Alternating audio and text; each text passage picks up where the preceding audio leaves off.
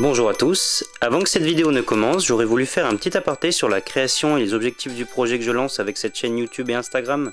Quand j'étais gamin, c'est mon père qui me filmait avec un petit caméscope. En grandissant, j'ai fait des études de cinéma sur Lyon où j'ai appris les techniques de réalisation, du montage, l'histoire du cinéma. Ces dernières années, j'ai réalisé plusieurs courts-métrages indépendants, 2 documentaires, une fiction pour le Nikon Film Festival l'année passée.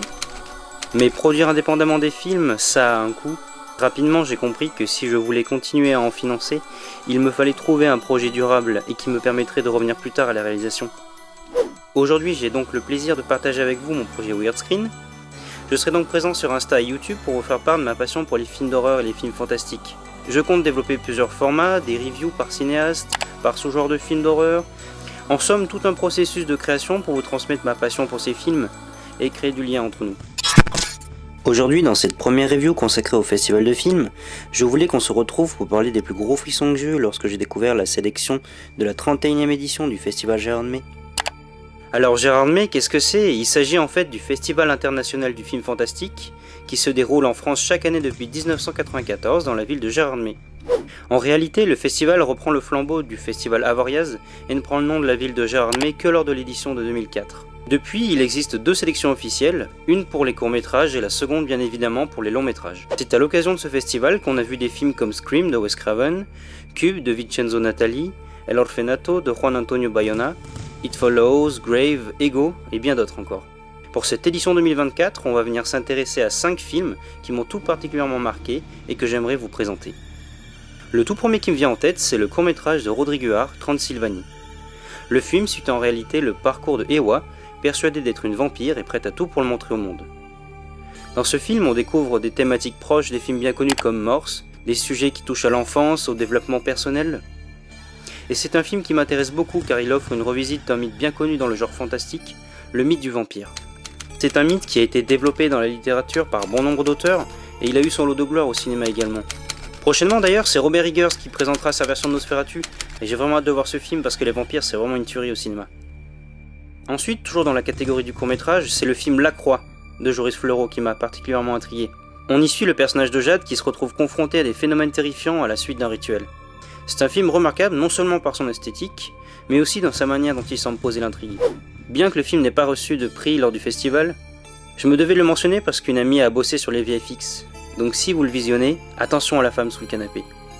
Passé la catégorie des courts-métrages, le tout premier long-métrage de la série que je voulais aborder est The Seeding de Barnaby Clay. Le film suit la vie d'un randonneur qui se perd dans le désert alors qu'il tentait de prendre des photos d'une éclipse. Randonnée qui elle va vite se transformer en cauchemar quand il voit la venue d'un groupe d'adolescents sadiques. Ce film a l'air d'être esthétiquement à part dans cette sélection 2024. En effet, on y retrouve des inspirations de films classiques du genre comme La Colline à des yeux ou Wolf Creek. Si le film est dans la même veine que ces 2 slashers avec des ambiances désertiques et des antagonismes aussi charismatiques, alors il ne pourra que me plaire. Ensuite, on doit le film qui a reçu le grand prix du festival au sud-coréen Jason Yu. Son film Sleep nous présente le quotidien d'un couple de jeunes parents qui se retrouvent bouleversés par le somnambulisme envahissant du mari. Submergé par la peur, sa femme tente de faire tout ce qu'elle peut pour protéger le nouveau-né de ce qui se trame la nuit venue.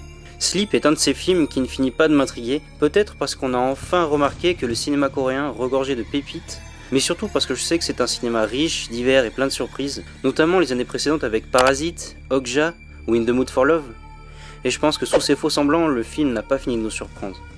Enfin, le tout dernier film, et c'est vraiment mon coup de cœur de cette année 2024, il s'agit de When Evil Lurks de Demian Rugna. Dans ce film, on suit un père de famille qui tente de faire survivre une communauté face à la découverte d'un cadavre mutilé. Cadavre qui semblera rapidement lié à des événements surnaturels qui progressivement se propagent dans tout le village, à travers un mal qui gagne du terrain à toute vitesse. C'est un film qui est vraiment incroyable dans sa mise en scène, mais aussi parce qu'il revisite avec intelligence le thème de la possession démoniaque, qui elle est bien trop souvent raccordée à des clichés du genre. Et bien cette review touche à sa fin, je n'ai pas abordé tous les films en compétition, car il s'agit avant tout d'une liste personnelle, c'est pourquoi je compte sur vous pour me donner votre avis en commentaire, non seulement sur la vidéo, mais aussi sur la sélection du festival Gérard May. N'hésitez pas à partager la vidéo et à me suivre sur les autres réseaux, on peut notamment se retrouver sur Instagram avec un format beaucoup plus court. J'espère sincèrement que le projet vous plaira et qu'il se constituera une petite communauté. Je vous laisse sur ces quelques remerciements, merci du fond du cœur, à la prochaine.